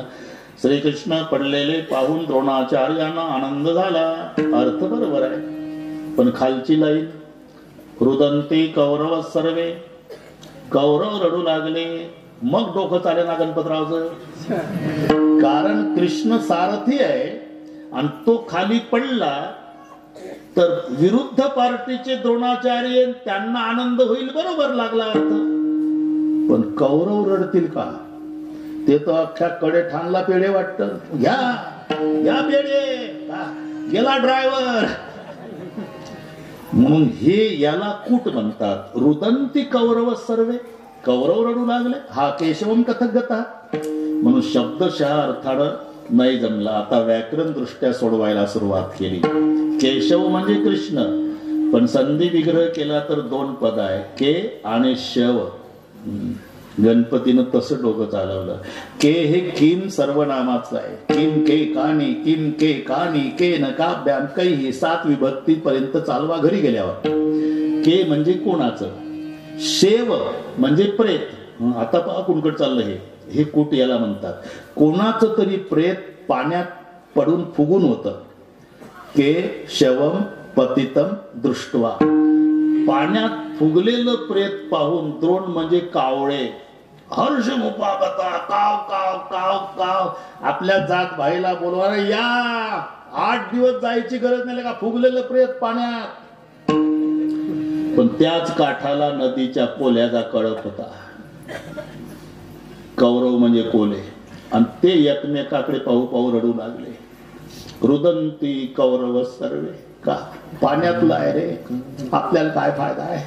हा केशवम कथक गता, याला कूट म्हणतात. असा एक एक कूट मध्ये घालायचे. गणपतीला अर्थ लावायला वेळ लागायचा, आणि मग दुसरा श्लोक आठवायला व्यासांना चान्स मिळायचा. अशा रीतीनं महाभारत ग्रंथ तयार झाला. म्हणून व्यास सांगतात, गणपती लिहितात, असं चित्र तुम्हाला महाभारत ग्रंथावर दिसेल. त्याच्यामध्ये 18 पर्व भारतीचे लाभे कृष्णार्जुन वाचोक्ती 700 श्लोकाची गीता कोणी सांगितली, कुठे सांगितली, 5ही प्रश्नाची उत्तर एका प्रमाणात दिली आमच्या संतांनी. अर्जुना संकट पडता जड भारी, गीता सांगे हरी कुरुक्षत्री. आता ही लाईन पुढे ठेवा आणि 5 प्रश्न विचारा एकाच लाईनीला. काय सांगे? गीता. कोण सांगे? हरी. कुठं सांगे? कुरुक्षत्री. कोणाला सांगे? अर्जुना. कशामुळे सांगे? संकट पडता जडभारी. या 5ही प्रश्नाचं उत्तर एकाच प्रमाणात. विठ्ठल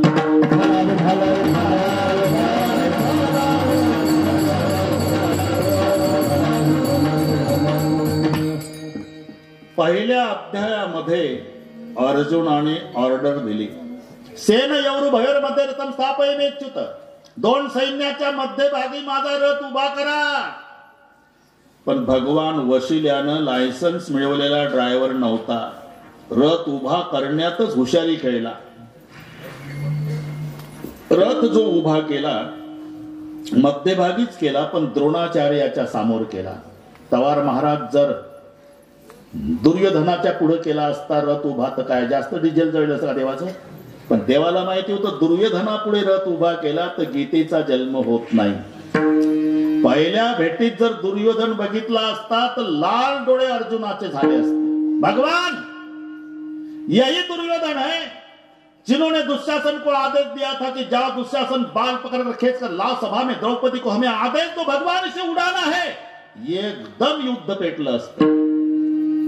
म्हणून गीता निर्माण झाली का केली ही फार मोठं मर्म आहे. बरोबर द्रोणाचार्य पुढे रथ उभा केला आणि पहिल्या भेटीत द्रोणाचार्य पाहला आणि अर्जुन कळवळला, देवा मी पार तू द्रोणाचा केला, येणे धनुर्वेदू मज दिदला.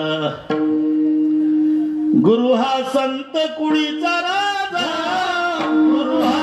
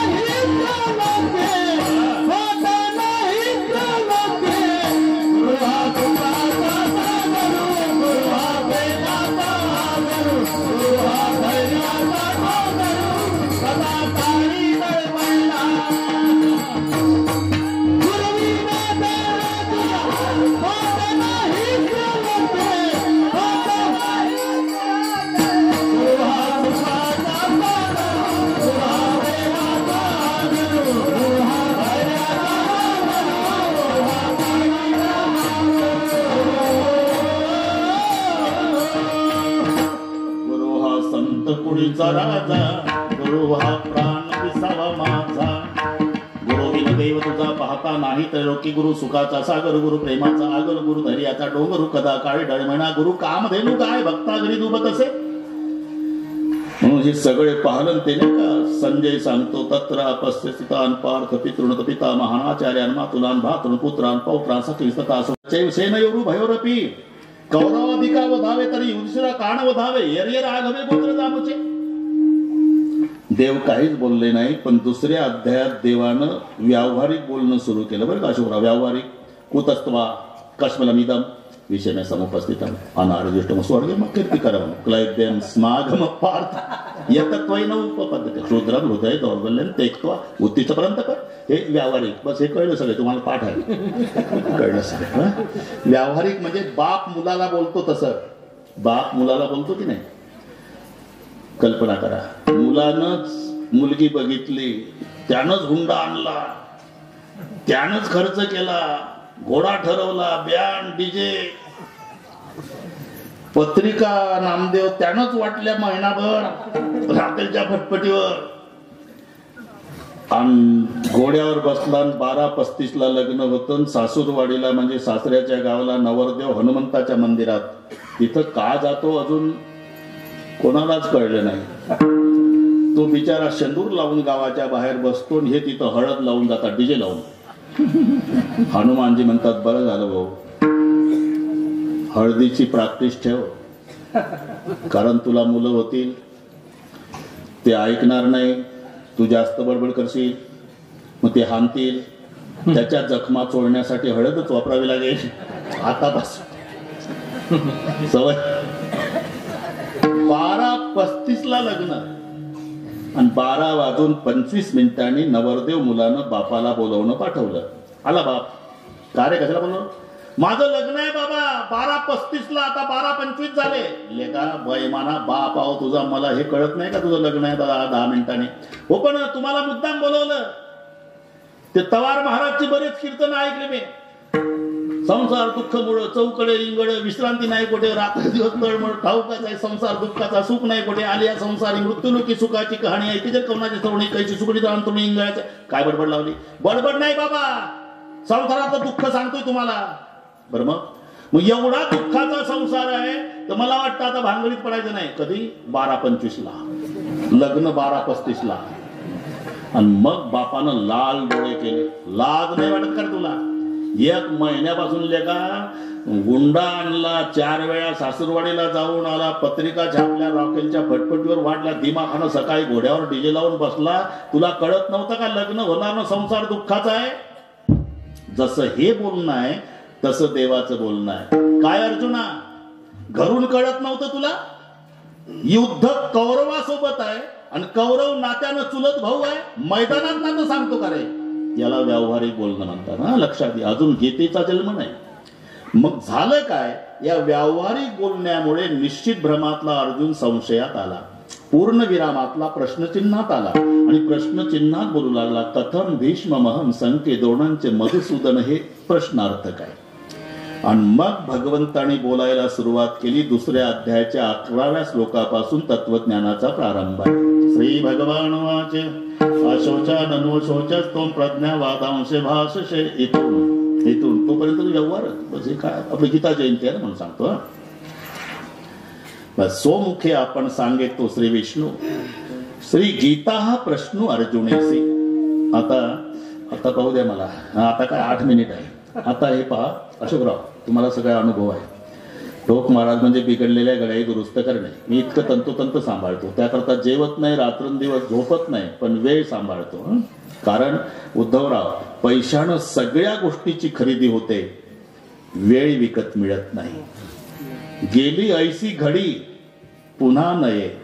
आता हे राहिलेले 8 मिनिट, मग मी तुम्हाला 10:30 विचारतो, हे 8 मिनिट मला वापस आणून द्या. काय खर्च केल्यावर येईल? चहा पुन्हा मिळेल, झोप उद्या घेता येईल, पण आजची घडी पुन्हा येणार नाही. आणि वक्ता आणि वक्तशीरपणा, मला वाटते हे वक्त्यासाठी शब्द जन्माला आला असावा. श्रोत्यांच्या सवयी वक्ते बिघडवतात. वक्ता 1 तास लेट आला की आमचा श्रोता 1.25 तास उशिरा येतो. वक्ता वेळेत वागत असेल तर महाराष्ट्रभर माझ्या आधी मंडप भरून असतो. त्यांना माहिती आहे हे त्याच वेळेला येतो. हे सांभाळणं काय मोठं कठीण आहे का? एसीच्या गाडीत फिरतोय आपण, नाही मग ट्रॅफिक होतं, पंक्चर झाली, डिझेल. अरे हे 3 गोष्टी हिशोबात धरायच्या. निघताना 15 मिनिटं ट्रॅफिकचे धरायचे, 15 मिनिटं पंक्चरचे धरायचे आणि 10 मिनिट डिझेलचे धरायचे. हे 40 मिनिट हिशोबात धरूनच घरून निघायचं. उपकार यांचे आहे. एवढं दिवसभर कबाड कष्ट करून वेळेत कीर्तनाला एवढा संसाराचा गाडा सांभाळून येतात आणि आपण त्याच्याच. मी म्हणतो पोस्टमॅन तुमच्या दारात जर उद्धवराव पत्र द्यायला आला तर त्याचा शालनं श्रीफळ देऊन सत्कार करायचा का? अरे ते त्याची ड्युटीच आहे, घरी पत्र आणून देणे. काय नवल करतोय तो? तसं आपण कीर्तनकार त्याच्यासाठीच आहो. मग वेळ सांभाळणं म्हणजे काय फार मोठं नवल आहे का? नवल या लोकांचं आहे, एवढं कबाड कष्ट दिवसभर करून पुन्हा इथे येतात. म्हणून वेळ गेली ऐसी घडी पुन्हा नाही. बरं का नामदेव, गेली ऐसी घडी पुन्हा नाही. गीतेचा जन्म लग्नातून झाला. आता उद्धवराव म्हणतील काय सांगते महाराज, कुणाच नाही. पत्रकार मंडळी म्हणजे आमच्या दृष्टीनं संत आहे. कारण चंदन तरु हरी संत समीरा, तुलसीजी म्हणतात. वाऱ्याला संत म्हटलं आणि देवाला चंदन म्हटलं. चंदन भगवंत आहे आणि वारा संत आहे. चंदन सुगंधीच आहे ना, पण सुगंध पसरवायचं काम कोणाचं आहे? वाऱ्याचं. तसं संत नसते तर देव समाजाला कळला असता का? म्हणून हा आपला चंदनासारखा कार्यक्रम आहे कडेठाणचा, पण ह्या 10 गावात सुगंध पसरवला कोणी? पत्रकार रूपी वाऱ्याने. म्हणून हे पहा, गीतेचा जन्म लग्नातून. काही म्हणतील काय महाराज आता सांगता अर्जुना संकट जड भात. मी शुद्धीवर राहून बोलतो. लग्नातून जन्म झाला, पण लग्न कोणाचं? भगवान कृष्णाच्या मुलीचं आणि अर्जुनाच्या मुलाचं. आता तर वाटोळ झालं म्हणते, पण तुम्हाला आनंद वाटेल. वाणी ही कृष्णाची मुलगी आणि मोह हा अर्जुनाचा मुलगा. वाणी स्त्रीलिंगी आहे, ती वाणी, आणि तो मोह. यांचं लग्न झालं. पार्थो पुत्रो विषादोस्ती वाक कन्या परमात्मना. वाणी ही कृष्णाची कन्या आहे आणि मोह हा अर्जुनाचा मुलगा आहे. आणि मोह आणि वाणी याचं लग्न झालं. मोह म्हणजे ते झाडाला येतात ते नाही, कारण ते जास्त पाठ आहे लोकांना.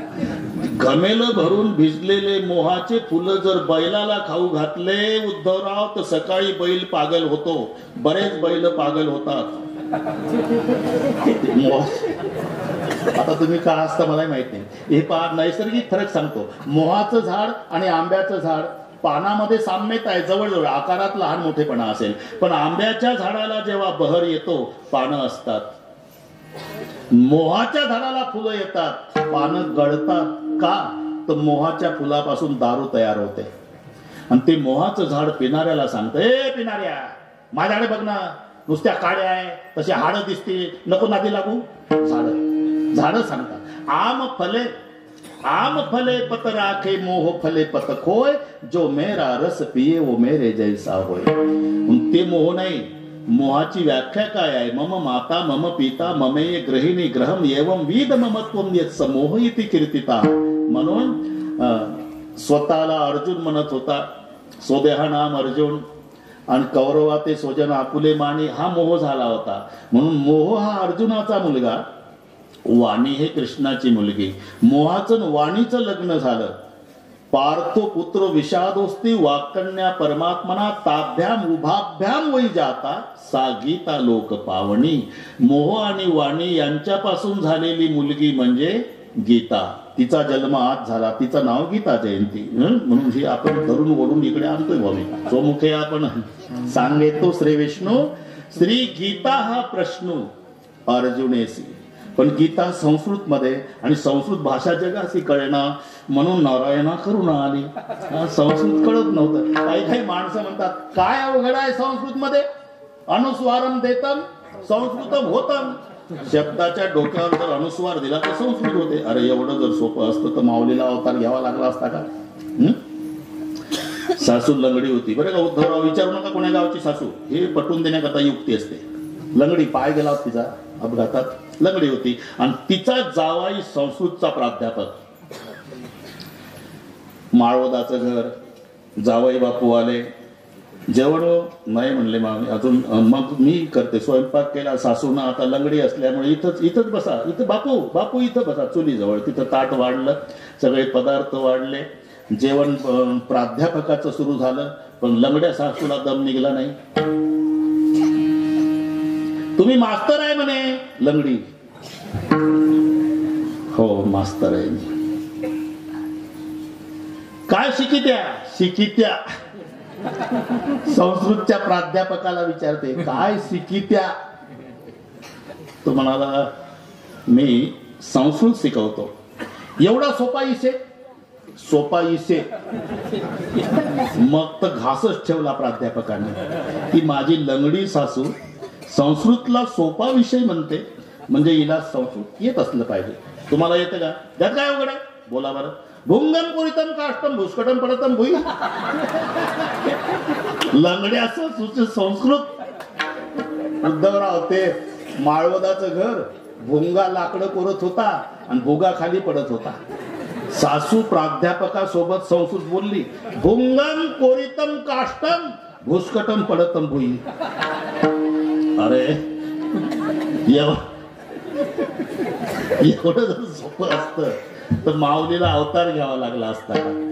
तोची अवतार धरी अलंकापुरी ज्ञानाबाई सुंदरी तारावया. मग केलं काय? गीता अलंकार नाम ज्ञानेश्वरी. आता एक मजा सांगतो, 5-7 मिनिट वाढले तर चालेल? होच म्हणतोय मी. अशाच वेळेला विचारतो, अशाच वेळेला 5 मिनिट. एक महत्वाचा विषय राहून गेला.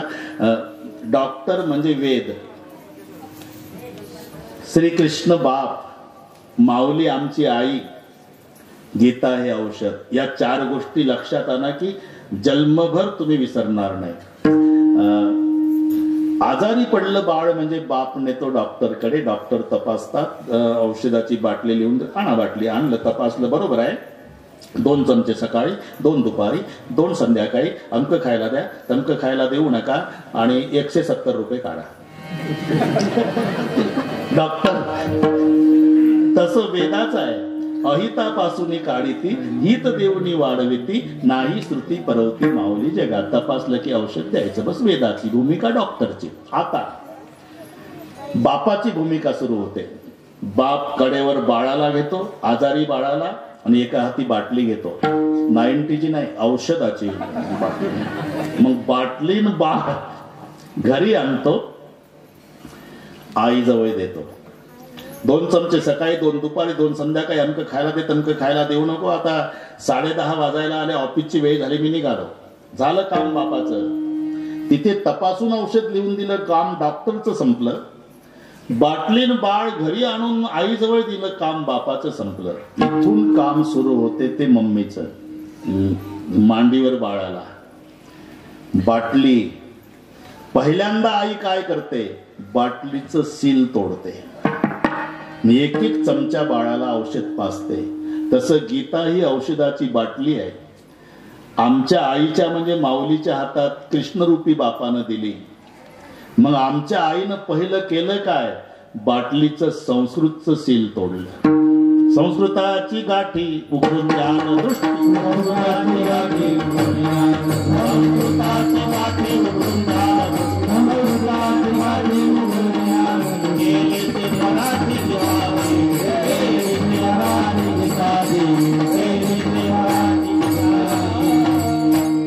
साम्राज्य दीपिका वर्णिलेली गीतेची टीका, विठोबाचा प्राण सखा ज्ञानोबा माझा, त्याचंच नाव ज्ञानेश्वरी. गीता अलंकार नाम ज्ञानेश्वरी. म्हणून शब्द आहे तेची ज्ञानेश्वरी. जे गीतेत आहे ते ज्ञानेश्वरीत आहेत. म्हणून तेची ज्ञानेश्वरी वाचे वदता साचे, भय कळी काळाचे नाही तया. महाराज आता 10:33 झाले.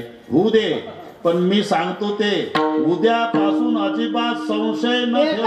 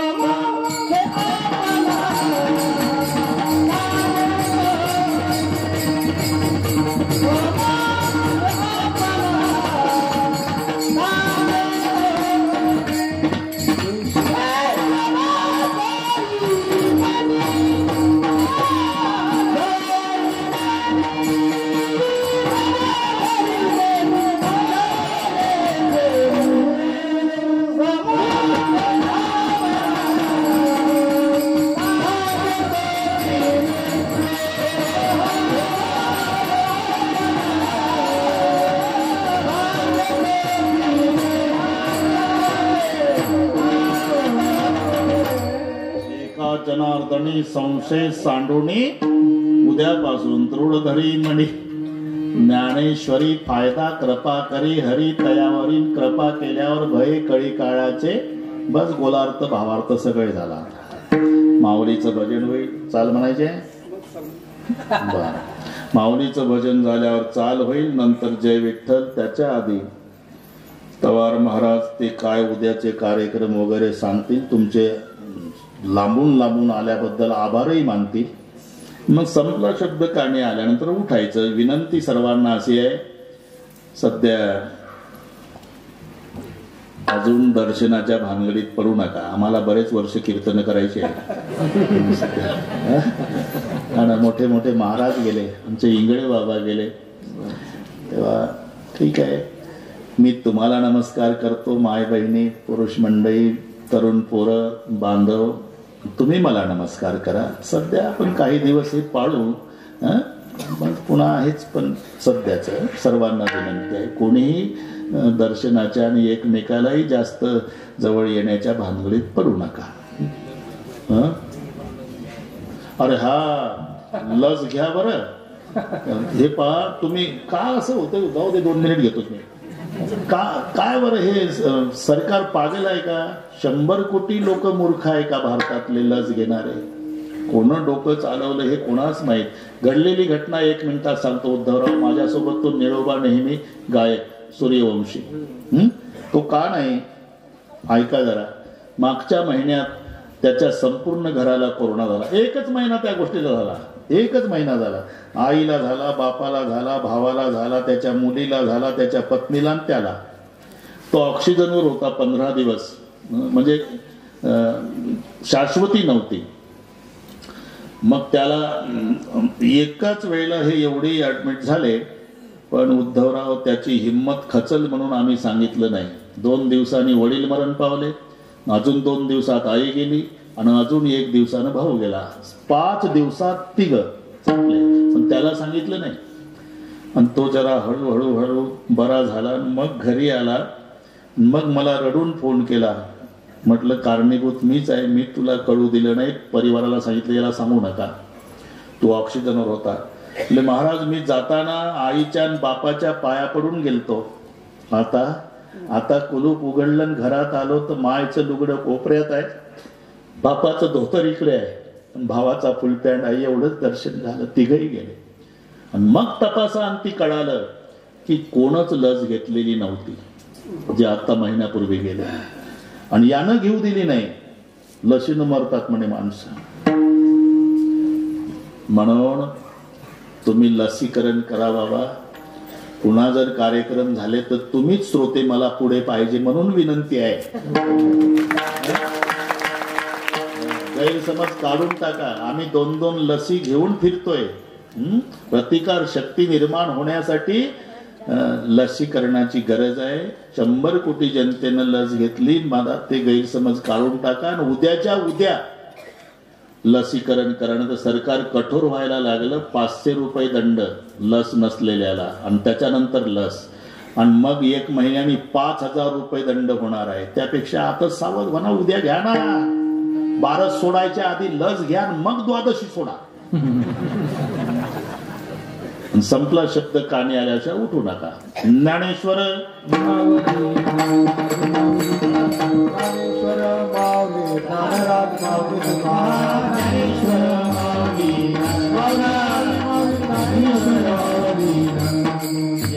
ते चाल नको म्हणतात. बरोबर आहे त्यांची. कायम